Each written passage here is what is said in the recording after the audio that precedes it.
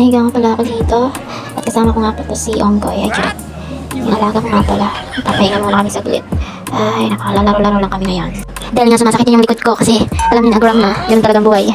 Maraming inin nagsakit, diba? At dito naman, kilala yung ilang mother. Ito yung mother nila. Lalaro siya. So, kita nyo, gusto mo lang gusto sumigil yung kayo. At wag kaya niyang sunod. Ang balik niyo, ay, pagod lang siya. Ano, tingnan nyo, ayaw talagang paawat. At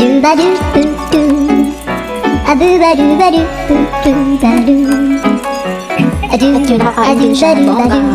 At dahil nga nabusog na siya dyan, nandito siya sa gilid. Magpapaganda, charot.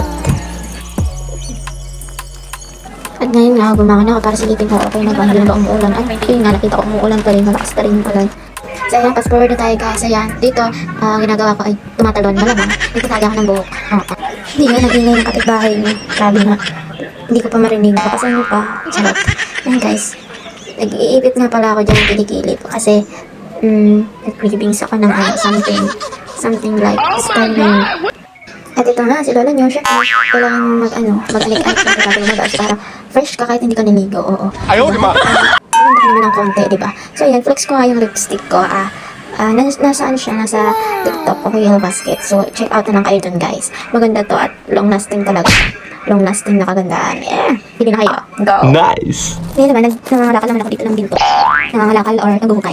So, kayo na bahala. Kung ano yung nasa isip namin. Kung ano magulo. Kasi naguguluhan na din ako kasi mukhang wala na tayong binto dito makukuha. Sana meron. My God. Marami pa naman ata. Wait lang. Tingin pa tayo sa kabila. Meron pa naman papel. Ako. Ang ano talaga. Ang maubos na tayo ng ano. A few moments later. So iyan, palatas na ako ng kulungan. Yehey! Super dilim nga pala dito.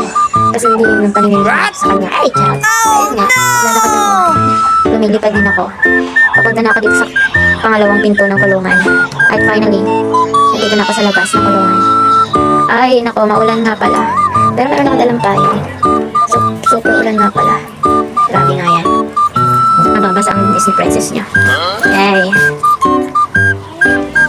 Ayun nga, munti ka na madulas ang Disney Princess niyo. Magagalusan ng pagandahan.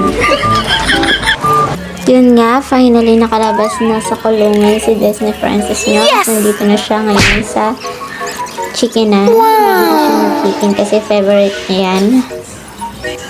At sa wakas kabili na si Disney Princess niyo ng chicken favorite niya. At pumunta naman siya sa... Hindi muna tayo babalik sa kulungan. Pumunta muna siya dito.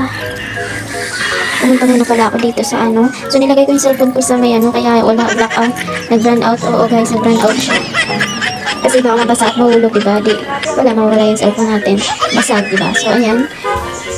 Ang binili nga ni Disney Princess ay yung tuhog lang dyan sa may ano. Bilid-bilid. Charot. Siyempre yung favorite niya din na si Q ay isaw.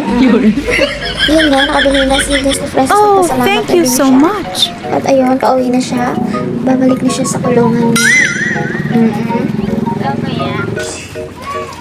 So, ayan, finally, nakarating na rin si Disney Princess niya sa kanyang kulungan. Thank you so much sa mga nanood. At ako'y gutom na. Kakain na ako. Kain na rin kayo kasi gabi na. 8:20 na. Bye-bye.